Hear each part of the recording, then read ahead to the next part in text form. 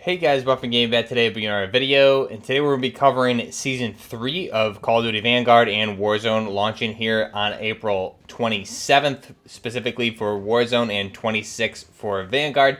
But we're going to be going to all the changes for Warzone specifically here, as far as map changes, different modes, gulag, things like that, as well as the Operation Monarch event, which is coming May 11th. So, jumping right into it here, I'll throw up on screen the roadmap for Season 3. We have a bunch of things we'll go over here. We're going to kind of stay away from the Vanguard specific updates, that being new weapons, operators, new Vanguard modes, things like that. It's weird to see that with the trailers that you'll see in the background here, they're really getting away heavily. There's really no World War II specific trailer or content going on here with the marketing for Season 3. Seems because of Vanguard's poor performance, they're getting away from the World War II. Obviously, it's been overdone extensively at this point, all the way back from the original Call of Duty, which I've been playing Call of Duty ever since the very beginning, on and off, and World War II has just been so overdone at this point that it's not really fun to play. So we see all these weapons modes. Honestly, I could not care less about that. I think the Warzone changes look pretty good, which we'll go over here today, and then obviously we're coming up on Modern Warfare 2, which we'll be going over with some additional videos coming up later this week or early next week. But jumping into the update coming tomorrow, April 27th, should be for 9 p.m. if you're over on Pacific time, as well as 1 a.m. on the 28th, technically, for Eastern Standard Time. That's going to be Operation Classified Arms. So that'll be launching tomorrow night if you're on Pacific time, and this is going to come with a lot of good updates to Caldera specifically, as well as some perk overhauls. We don't know what the weapon balance changes are going to be like here yet. We need to wait for those patch notes to come from Raven. There's been a lot of talk that they're going to be doing some heavy sniper adjustment, which is really what I theorize, that I think a lot of people have been kind of discussing.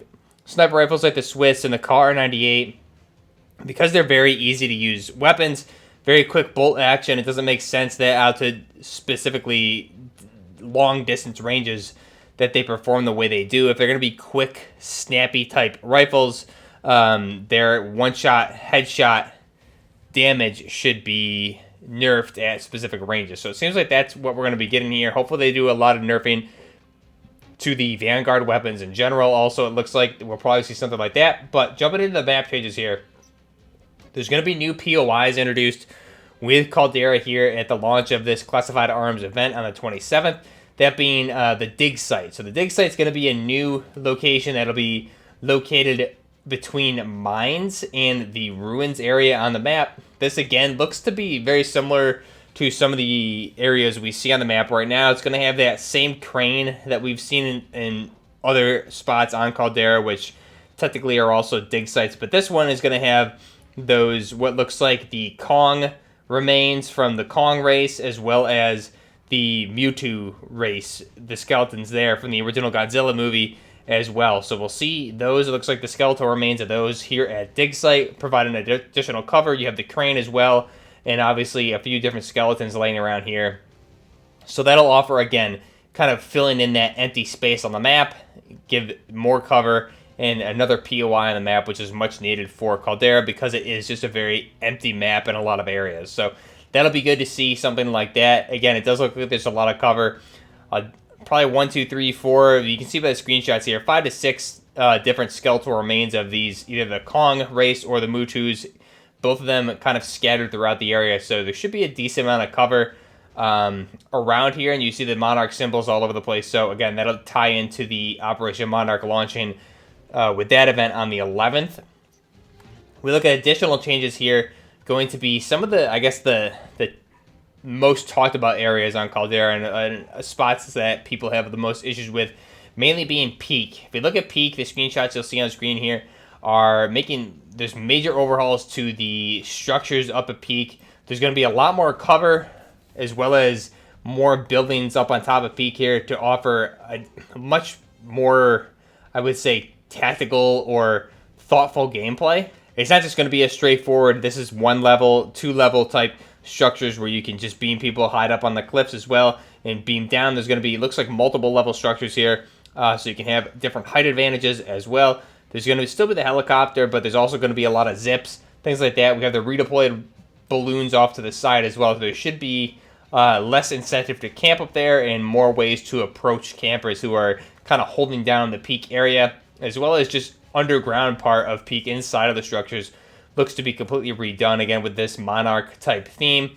It looks much more, I would say, not quite modernized, but definitely newer than we see it on the current version of Caldera. So it should offer for better gameplay.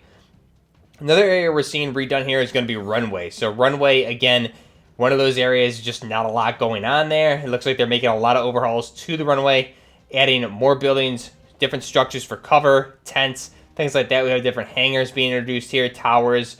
Again, more cover is now available instead of just having empty spaces all around this area where there's only one or two buildings over on Runway to begin with. Now there's going to be a lot more cover. They have different runways introduced here. It looks like they have a kind of a triangle shaped runway as well as additional roads.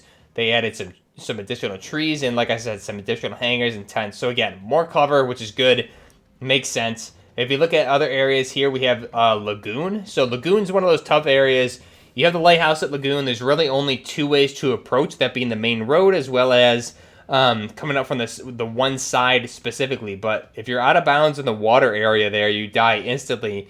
So you need to be careful there. And here it looks like they've extended that out of bounds area off of part of Lagoon out further, so you have more areas to run around. And then I guess the explanation behind this is that the tide has receded, which opens up more land. You see some shipwrecks in there as well. So again, this will offer more ways to not only push into Lagoon, but also push out instead of holding one or two lanes when you're holding Lagoon or trying to get into Lagoon. So more additional routes there. It looks like more structures you can see and cover added there as well to move out of this new area where the tide has receded, which is all good to see. Again, one of the big problems I think with Caldera is a lot of empty space and no cover, and here they're obviously adding cover to certain POIs.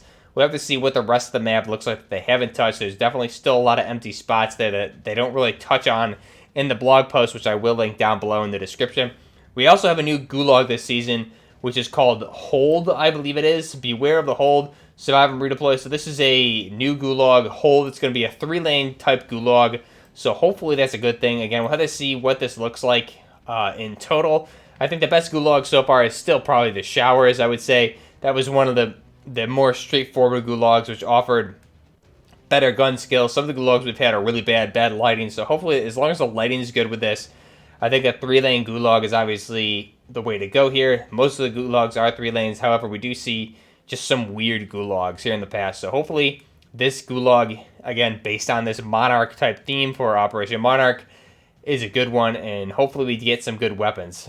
And kind of sick of seeing things like revolvers and things like that with those 6-shooters and just bad guns overall. But we'll have to see what that looks like. Hopefully it is a good gulag because we are going to be stuck with it for the remainder of the season.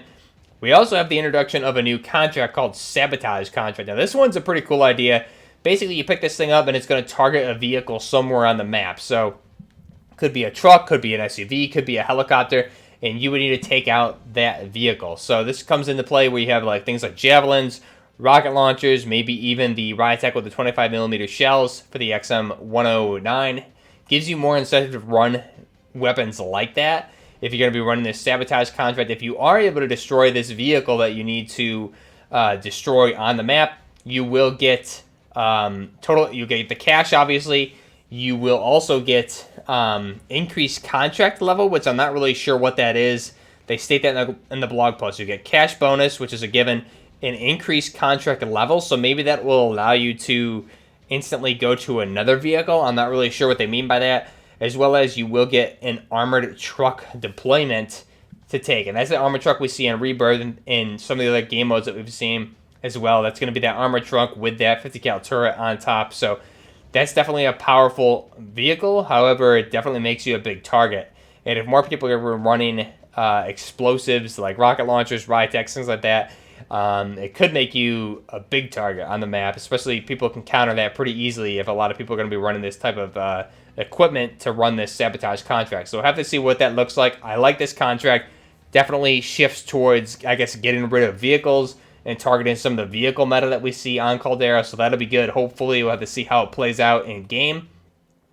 We also have things like perk drops and quality of life updates here they state. So you will be able to get specific perks now out of loot boxes. So this is going to be interesting to see when you do get your loadout.